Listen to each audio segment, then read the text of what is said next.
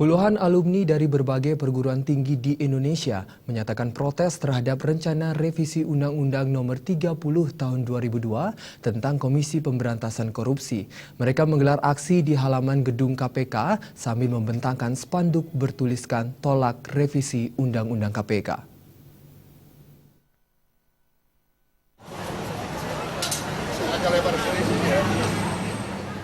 Puluhan alumni dari berbagai perguruan tinggi di Indonesia Jumat siang berkumpul di depan gedung KPK Jakarta.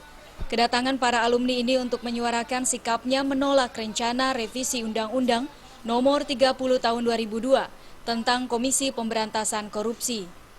Tak hanya para alumni perguruan tinggi dan akademisi, sejumlah pegawai KPK termasuk pimpinan KPK nampak ikut dalam barisan aksi tersebut. Mereka mengenakan sarung tangan berwarna merah. Di bagian telapak tangan terdapat tulisan GAK yang merupakan akronim dari Gerakan Anti Korupsi. Tak hanya itu, spanduk pun mereka bentangkan, bertuliskan tolak revisi Undang-Undang KPK. Ada 3 poin deklarasi dukungan untuk lembaga anti rasuah yang disuarakan para alumni perguruan tinggi ini, yakni menentang dengan keras setiap upaya melemahkan KPK, menentang keras upaya dukung koruptor dari jeratan hukum, dan meminta DPR membatalkan kedua RUU tersebut.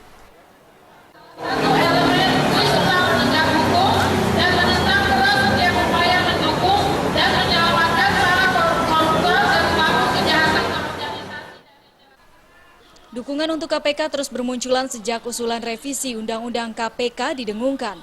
Selain mendatangi KPK, dukungan juga disuarakan melalui petisi. Diprakarsai oleh Suryo Bagus melalui situs change.org/jangan bunuh KPK. Saat ini petisi ini sudah mendapat 23.000 lebih tanda tangan. Dari Jakarta, Detata Permana melaporkan.